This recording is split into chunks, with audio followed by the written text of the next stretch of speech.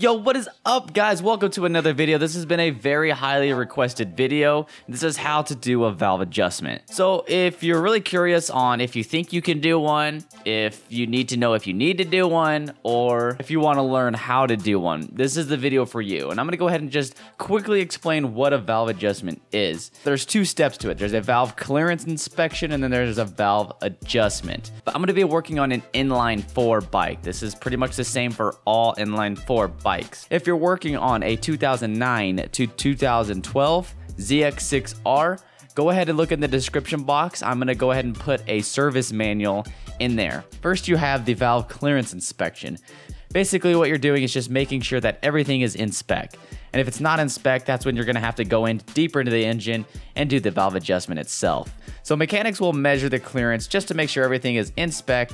It's measuring, and that's all it's to it. So let me go ahead and give you guys a visual. Basically, you move the engine into an area known as TDC, or top dead center, which means it's at the bottom of the cam lobe and the spot closest to the tappet or bucket. I'm gonna go ahead and explain everything also in the video. All you're doing is just taking a feeler gauge and measuring the distance between the cam lobe and the top of the tappet or bucket.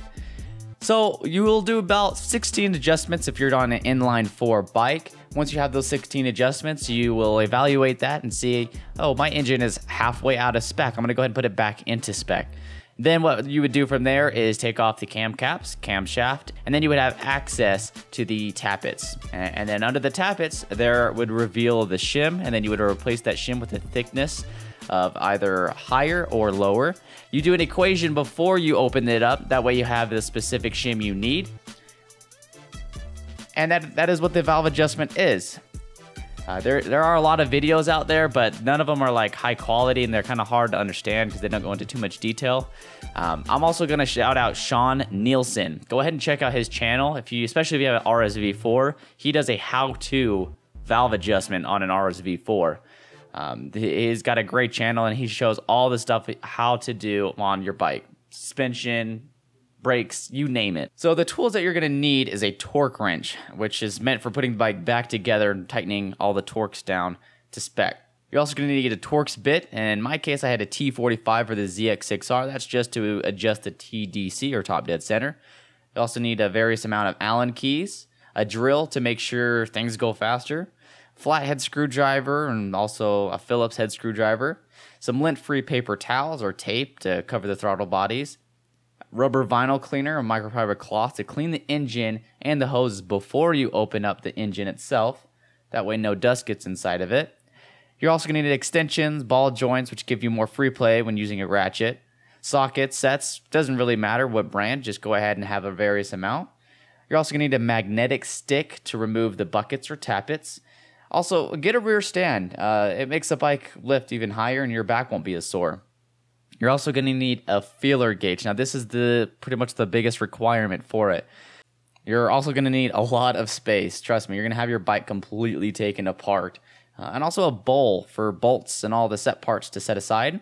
You're going to need a micrometer or micrometer, however you want to pronounce it, to measure the thickness of each shim. It does have a measurement on the shim itself, but you just want to make sure. Optional is a shim kit, which is basically a box of a wide variety of shims, and you can go to the dealer if you want after you get your measurements to get specific ones or order those online. You're also going to need a flashlight. In my case, I just used my phone for better lighting. Zip ties to hold the cam chain in its spot. Pen and paper to write down your measurements. A torque sheet and service manual for your bike specifically. You can just look that up online. Just type your bike in, and then at the end type in service manual, and bam, you'll be able to download that. Also, a NOS or beverage of your choice, and a patient friend who doesn't mind you dropping the F-bomb a couple times, if you know what I mean.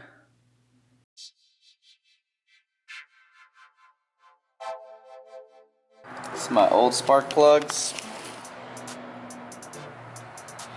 And here are my new ones. It's CR9EIX. I use the NGK. And torque to 113 inch-pounds, roughly 10 foot-pounds. And it should. There we go. Breaking loose.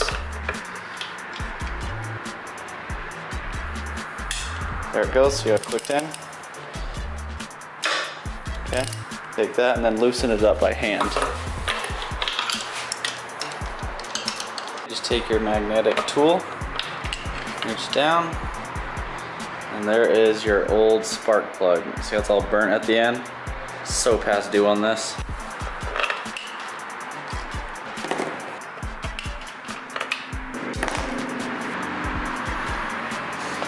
And boom, there is all four. And tighten them. So you don't want to do any kind of cross threading or anything like that. So you can see down in that hole. And there's another one in there. So there's going to be four of them. 1, 2, 3, and then 4. Okay, all of these spark plugs are now torqued down to roughly 10 foot-pounds of torque.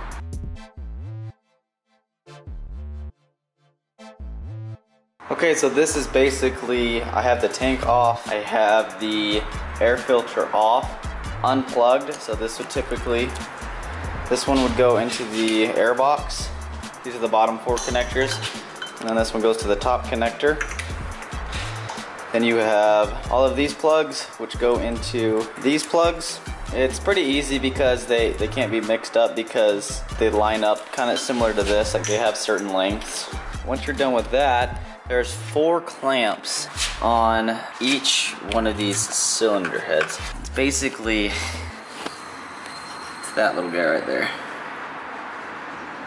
So that one, same side, same thing on the other side. And then there's 2 directly underneath all of it. So you have to go behind these fuel lines to loosen it. Once you're done with that, that'll release the clamps. So you can already see it's starting to wiggle. And once you're done releasing all those clamps, then you can remove this fueling system. And then I use a lint-free towel to cover these spark plugs and these smog block-off plates, just so that nothing falls in there. And then I also went ahead and cleaned everything around here. You can see the engine looks really clean now. Now that the engine is super clean, nothing's gonna fall in there that I don't want. It's not gonna be all dusty. So, alright, so this is what it looks like with the throttle bodies off. If you're wondering where I put them, I have attached it to just a grocery bag, and I have it all in there.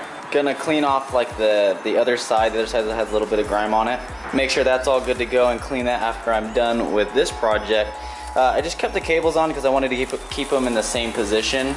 Because if you undo them, then you're gonna have to readjust your throttle, which I don't really feel like doing. Clean everything off, make sure it's all good to go. And so, as you can see, this like big black blanket, I've cleaned all of that off as well. Okay, so now we are ready to open up this. Let's remove these 6 bolts. And then there is these washers, and then you'll notice they have a lip on the, see that circle ring right there? That goes facing down. You gotta put the rear stand on. That way it doesn't kill your back, so you don't have to bend over as much. Okay, so I have them in order just like that.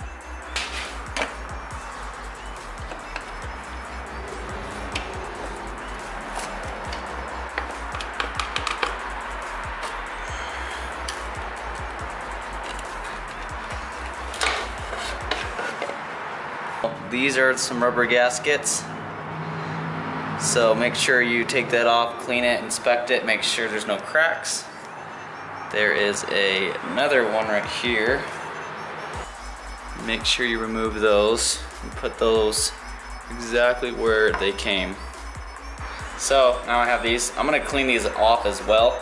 Inspect the gaskets, make sure they're good to go. Now there is this gasket right here. It runs along all around the whole case. So what you're going to do is just remove that, and this is where that flathead screwdriver is going to come into play.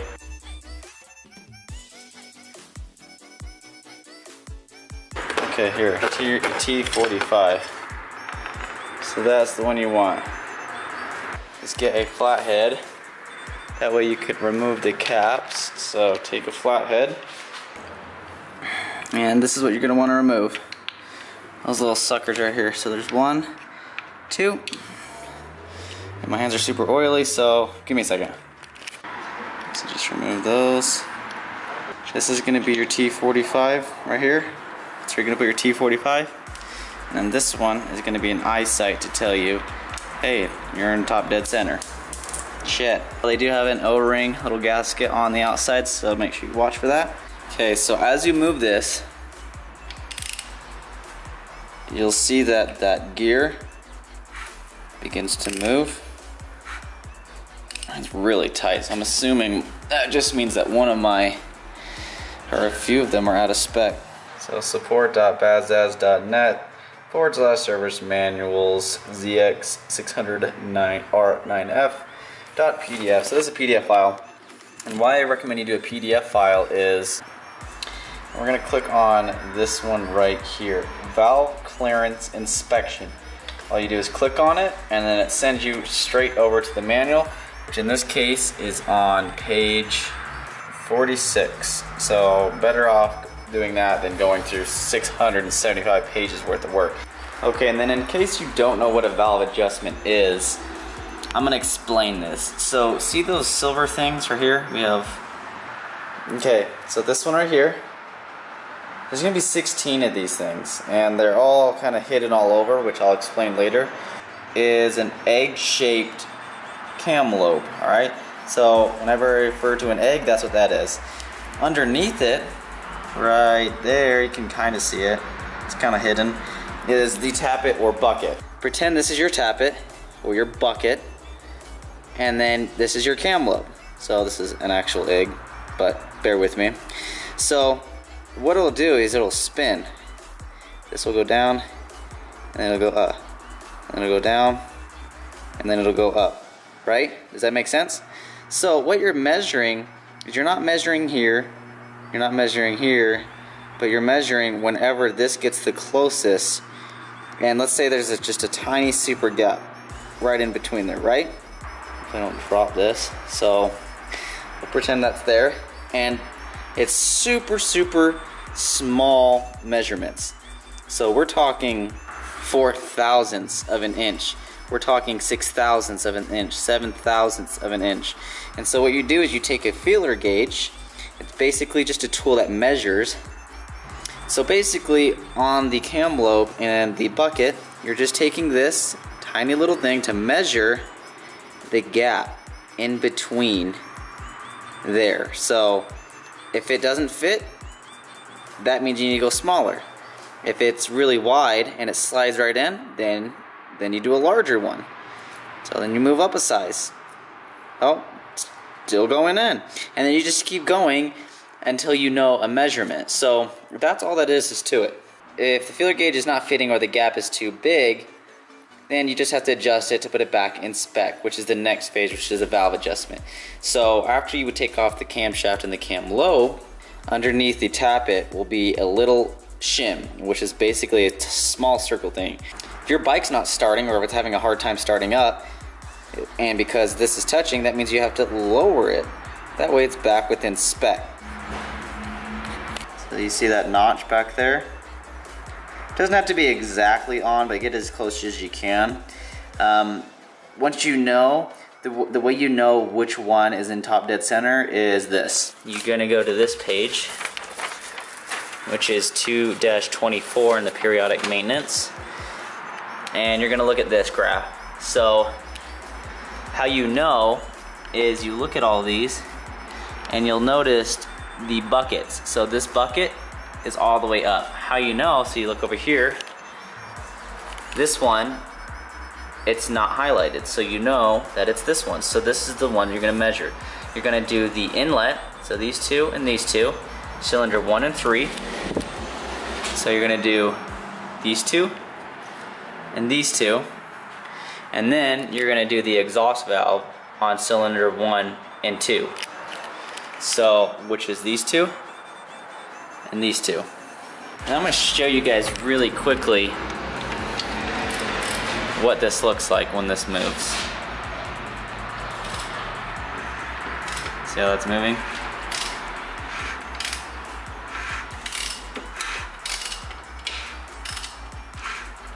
And you got the cam chain over here.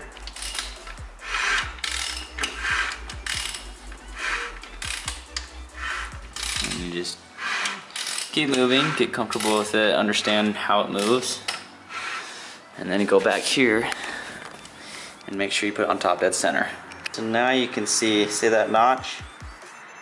You're gonna line it up with the one that is on the case physically. So looks like, so that one is not up, which means I am doing this one. So we're gonna measure these.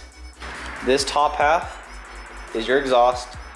This bottom half is your inlet. Let's do the exhaust first. So how you do that is you're gonna go over here, and right here, how it says exhaust, 0.24 to 0.31. So we're gonna get our feeler gauge out. 0.25. So we have 0.3, 0.28, 0.25, and 0.23.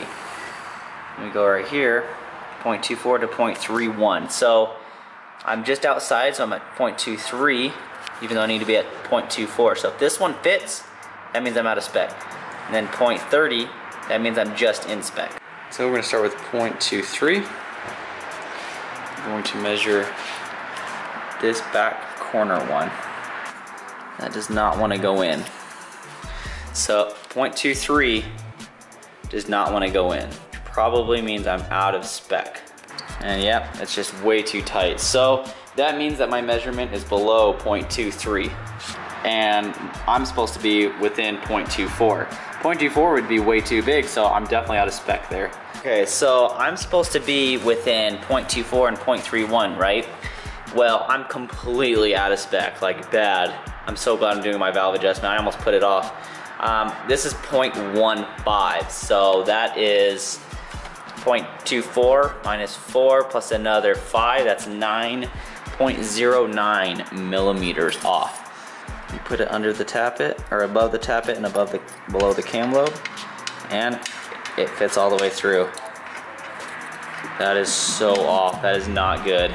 Okay, my bike is extremely out of spec. I'm gonna double check, make sure I actually have it on top dead center on this one I'm actually looking at. So 0.24 for the exhaust, which is this one. So we're gonna measure 0.24, which needs to be within the spec. I'm gonna use a 0.18 and show you, or 0.2, and show you how out of spec this is. So this is cylinder 1, cylinder 2, and this is the cam lobe number 4. So you go under, it doesn't want to go in. See that? But you do a 0.18, which is completely already out of spec. It needs to be at 0.24 at least, but I'm at 0.18, and it slides right in, and it spits out the other way. On the exhaust side, so ignore the inlet, on the exhaust side, cam lobe number 4, I wrote 0.18. So now that I have inlet 1, I do need to do my other inlet, which is inlet cylinder 3 on the 2 inlets. So cylinder 1, 2, 3, I need to do these 2, and on the inlet it needs to be within 0.13 and 0.19. Alright, so here I have my 2 measurements, 0.18 and 0.15 on the bottom. And you can just bend these up if you want, it makes it easier, especially getting in from the exhaust side. I know that right here, it does not fit underneath this cam lobe, and then on top of the bucket down here. And no, it doesn't fit. Now, I measured that 0.15 should fit. So, get rid of 0.18, 0.15 underneath the cam lobe above the bucket. And you'll see that, see how it comes out on the other side?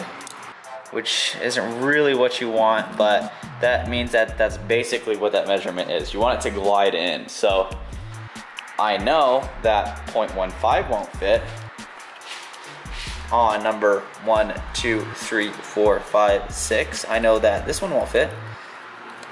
It doesn't even want to go through. It gets stuck and it gets bent. And you don't need to jam it in there either, guys. Okay, so I measured 0.1, but that means I know 0.13. I should know that 0.13 does not fit, even though 0.10 is my measurement. So 1, 2, 3, 4, 5, 6. Put it in, it does not fit. So you go down to the next one, which is 0.10 millimeters, which is what I measured, and it should fit in. And it does. So you can see how it pops out on the other end. The next thing you're gonna do is do a little bit of math. So, for example, your exhaust needs to be 0.24 to 0.31. And let's say, okay, so the mean value is 0.275 for the exhaust, and then the inlet is 0.16. How do they get these numbers? I'll show you. So you basically take the mean, or the middle, so 0.24 and 0.31. So you measure these out, 0.24, 0.25, 26, 27, hide this 27.5, 28, 29, 30, 31. So you add the outer number, so 0.24 to 0.31, which equals 0.55, and then you divide that by 2. That gives you your mean, so 0.275. So 0.27, well, I did that wrong, it's just 0.275. So that is where they got that number. So they'll give you this number in your manual, and this is the number that you use to understand your new shim size. So you measure your present shim thickness, which would be this. So A plus B minus C equals D. D is your new shim thickness. Add that by the measured valve clearance, and then you would minus it by the mean, which is 0.275, and that gives you your new shim that you replace and you put back in your engine. The other shim that you have, you can just discard that, or if you want to, you can either discard it or reuse it, just depending on how the wear, if it's still smooth. So that is the next step, whereas we're going to be replacing these shims. What we'll do is you have to remove these in a specific order, all of these little bolts. So these two black ones, those two black ones, those two black ones, those two black ones, right? This is all under tension. This is the camshaft. These camshafts are under tension by the cam chain. Cam chain is that thing right there. So in order to do this, you're gonna have to release tension. You release tension on this cam chain guide. Once you release that, then you can mark it, or what I've seen people do is they'll basically zip tie, and that's probably the method I'll use, is you can zip tie from that hole to the cam chain. That way it keeps its timing and keeps its spot, or you can just paint mark it. And then we're gonna remove this in an order, which I'll show you. Okay, so I'm just gonna eat really quickly, take a little break, give my mind a break, and we'll be back to it. Oh, it's about time. This has been like burnoutitaly.com. Oh, hey, what you doing? Gosh, look at that. It's actually legit. I can't fucking believe it. Oh. Ooh, what's that? Hey, stop it. You little turd. Hey, okay, hold up. You can do it after. Woo! I can't believe this is real. I thought this was like a hoax.